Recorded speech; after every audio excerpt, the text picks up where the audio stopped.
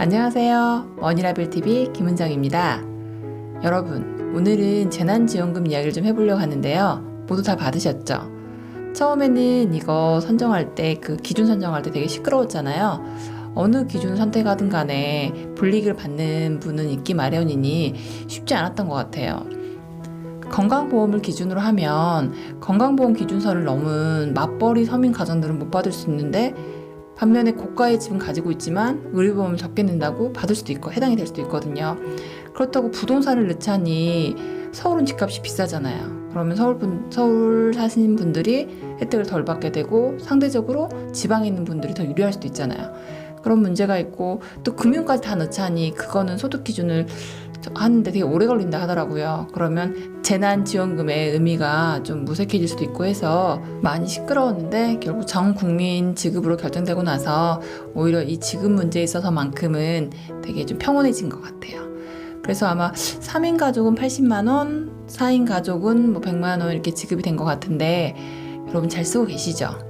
재난지원금 덕분에 가정엔 생활비가 여유가 생기니까 좋고, 소상공인 사장님들은 장사가 좀 잘 돼서 활기가 좀 대단하는 것 같더라고요. 그래서 여러모로 참 좋긴 한데, 문제는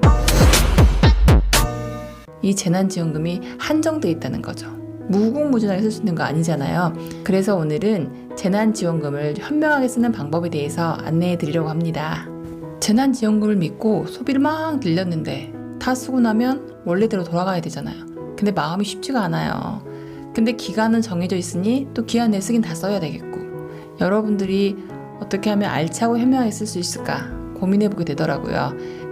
온기를 불어넣어준 재난지원금을 현명하게 쓰는 방법을 알려드리려고 합니다. 자, 4인 가족의 생활비가 100만 원이라고 생각해 볼게요. 여기에 재난지원금 4인 가족이니까 100만 원이 들어왔겠잖아요. 그럼 200만 원이 돼서 갑자기 생활비 통장이 두둑해졌잖아요. 그렇죠? 자, 이거를 현명하게 쓸 수 있는 방법 첫 번째.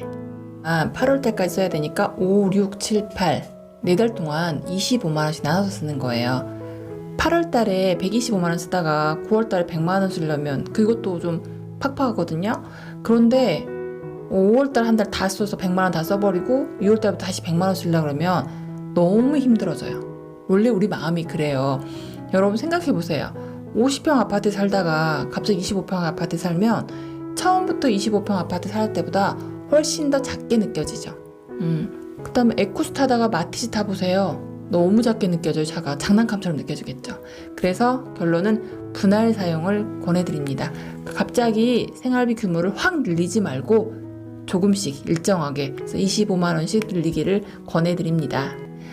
두 번째는 아이 교육비를 재난지원 카드로 결제하는 거예요. 그러면 아이 재난지원 카드로 결제한 만큼의 돈이 키핑되잖아요.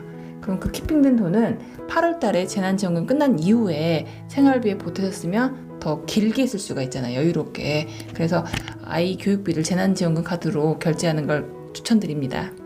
그 다음에 세 번째는 약간 처음에는 25만 원인데 그것보다 더 적게 쓰는 거죠. 예를 들면 한 15만 원씩만 쓰는 거예요. 그럼 15만 원씩만 쓰고 나면 8월 말에 40만 원 남아있잖아요. 그럼 40만 원을 없애는 게 아니라 이 40만 원으로 마지막 장보기를 하는 거예요. 그 40만 원으로 마지막 장보기를 할 때는 두고두고 쓸 수 있는 것들 있잖아요. 두고두고 쓸 수 있는 식재료들, 예를 들면 뭐 쌀이나 검은콩, 현미, 잡곡밥 해 먹을 수 있는 곡류들을 사는 거예요. 그다음에 또는 뭐 자연드림에서 이렇게 두고두고 해 먹을 수 있는 재료들을 사는 거죠. 예를 들면 카레가루, 꿀, 식용유, 참치캔, 드레싱 소스, 그다음에 파스타 소스, 이런 것들을 장보기 해놓으면 좀 더 오랫동안 생활비 팍팍하지 않게끔 이용할 수 있는 장점이 있습니다. 이것들이 있으면 여러 끼 식사를 해결할 수 있고요. 아이 간식을 만들래도 유용합니다. 네 번째는 매달 15만 원도 많다. 난 한 5만 원 정도만 늘리고 싶다 라는 분도 있어요. 그러면 5만 원씩 더 늘려서 쓰면 평소 생활비보다 큰 차이는 없을 거예요. 100만 원 쓰던 가정이 105만 원 쓰는 거니까. 근데 그렇게 쓰고 나면 8월 말에 얼마가 남죠? 4, 5, 20, 80만 원 남잖아요. 그럼 8월 말이 되면 80만 원 남는데 이 80만 원을 가지고 어떻게 하냐면 그 잘 가는 단골 가게 있잖아요. 단골 가게에 가서 미리 결제를 해놓는 거예요. 80만 원을. 고기를 좋아하는 가정 같은 경우는 뭐 집 앞 식육점이 단골집이라면 거기다 80만 원 결제해놓고 네, 가끔씩 이용하면 되겠죠. 그렇게 해서 고기를 오랫동안 먹을 수가 있고 또 아니면 뭐 단골 식당에 가서 80만 원 결제해놓으면 가족 외식을 틈틈이 꼭 8월 말까지 아니더라도 8월 말에 결제했으니까 9월, 10월, 11월, 12월 그때 이렇게 이용할 수 있으니까 훨씬 더 재난지원금을 오래 쓰는 느낌을 즐길 수 있을 거예요. 네. 그러니까 조금 100만 원에서 조금 나아진 삶을 더 길게 즐길 수 있는 장점이 있겠죠. 재난지원금 덕분에 5월 200만 원으로 완전 여유롭게 살다가 갑자기 6월 달에 다시 100만 원으로 살게 되면요. 원래 생활비가 100만 원이었음에도 불구하고 삶이 정말 힘들어져요.